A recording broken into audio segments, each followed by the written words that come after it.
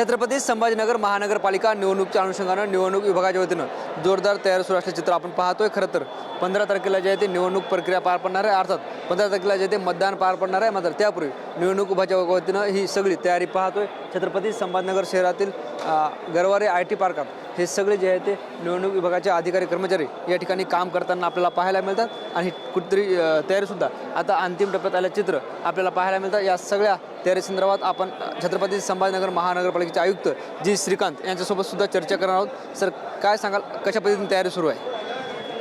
छत्रपती संभाजीनगर महानगरपालिकेचे जे सार्वत्रिक निवडणूक जे आहे जे 15 जानेवारी 2026 रोजी होणार आहेत आणि त्या अनुषंगाने आता मतदान यंत्र बनवण्याचं काम सुरू आहेत आणि आज तो पूर्ण होणार आहेत आणि या सर्व जे मतदान यंत्र बनवल्यानंतर याच ठिकाणी स्ट्रॉंग रूम पूर्ण पोलिसाच्या चोख बंदोबस्ताच्या अंतर्गत त्या ठिकाणी ठेवलं जाणार आहेत आणि त्यामुळे 15 जानेवारी रोजी मी सर्व मतदारांना आवाहन करेल की आपल्या ह्या मतदान होण्यासाठी जवळपास 8,563 एवढा कर्मचारी अधिकारी अहोरात्र प्रयत्न करून आपल्यासाठी आम्ही वाट बघतो आहोत आणि आपण यावर्षी प्रभाग पद्धती आहेत, एका मतदारांना 4 मतदान करायची आहेत, त्यामुळे मतदार यंत्रसुद्धा एक ठिकाणी 4 काही ठिकाणी 3 अशा पद्धतीने त्या ठिकाणी बॅलेट युनिटच्या तयारी पूर्ण झालेली आहेत आणि आता अशा पद्धतीने जवळपास छत्रपती संभाजीनगर महानगरपालिकामध्ये 1,276 म्हणजे 1,267 एवढं मतदान केंद्रासाठी आपण निवडणुकीच्या समोर जाणार आहे। दुसरा विषय असा होता की औरंगाबादचं नामकरण आता छत्रपती संभाजीनगर झाले, मतलब प्रभाग क्रमांक 5 मधील ड उमेदवारांचे आहे ते सौदागर मोहम्मद नाव आहे, त्यांनी औरंगाबाद असा अर्जावर उल्लेख केला आणि तो अर्ज वैध ठरला आहे। छत्रपती संभाजीनगर महानगरपालिकाच्या सार्वत्रिक निवडणूक आहेत आणि एखादा नॉमिनेशन फॉर्ममध्ये काय भरलेलं आहे आणि ते सर्व जनतेसाठी आपण ओपन ठेवलेलं असतो। ज्यावेळेला मतदानासाठी उमेदवार जे आहेत त्याचा नॉमिनेशन भरल्यानंतर त्याचे जे नॉमिनेशन फॉर्म पब्लिकली ठेवलेलं असतात त्याचा जर काही प्रॉब्लेम असेल तर लगतच्या दिवशी जे स्क्रुटिनीची वेळ त्यावेळेला सांगणे ते गरजेचं असतं।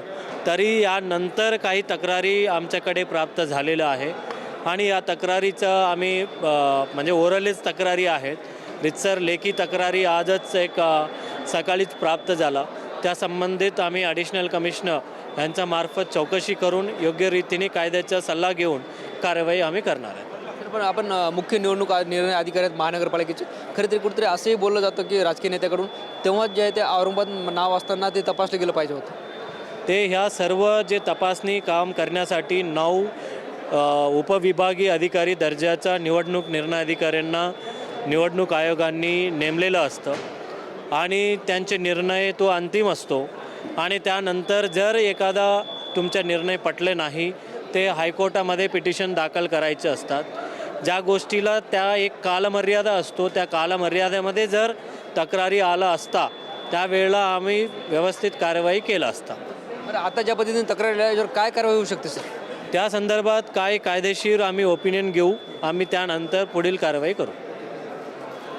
निश्चित आपण बघतोय छत्रपती संभाजीनगर महानगरपालिकेचे आयुक्त जी श्रीकांत आपल्यासोबत होते, ज्या पद्धतीनं छत्रपती संभाजीनगर शहराचं नामकरण झाल्यानंतर औरंगाबाद असा अर्जावर उल्लेख आल्यानंतर आता त्याच्या संदर्भात तक्रारी आल्यात, मात्र ज्यावेळी तक्रारी यायला पाहिजे होत्या त्यावेळी तक्रारी आल्या नाहीत। आता आम्ही कायद्याच्या दृष्टिकोनातून पुढील विचार करू असं सुद्धा जी श्रीकांत म्हणाले। Camera person Harshal Nikam, camera person Amit आडेसह ज्ञानेश्वर लोढे, TV9 मराठी, छत्रपती संभाजीनगर।